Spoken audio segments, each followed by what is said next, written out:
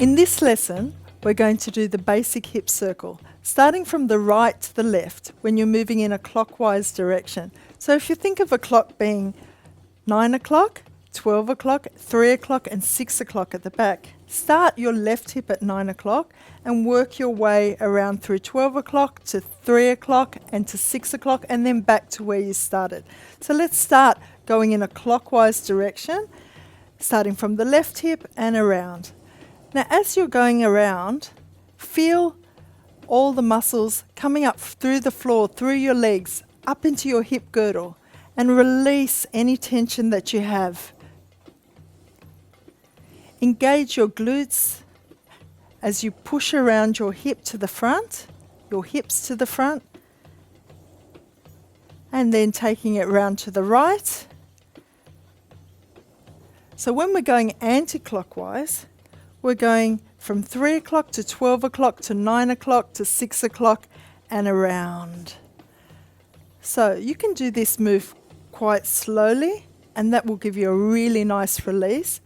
Making sure and being aware of your posture, that everything above your rib cage is staying as still as you possibly can and everything below your rib cage is moving with your hip girdle. Now another variation on this move is another basic hip circle where we're engaging the transverse abdominals. You're pulling in your posture and just below your belly button, probably just at the top of your hip belt, you're just making sure that you're engaging this as your pelvis comes around to the front. So as we're moving around, we're connecting more with our abdominals and our glutes are tighter as your hip comes to the front and then releases as it goes around to the back. So you get like a nice movement. Now your hip circle feels smaller, so it's just working around the tops of your hips. And I like to feel like it's giving me an internal massage in my pelvis.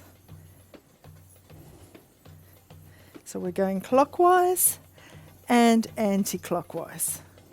So let's take this move fast and slow. So going clockwise, we're going 1, 2, 3, 4 and slow, 2, 3 and anti-clockwise, 1, 2, 3, 4 and slow, 2, 3, 4.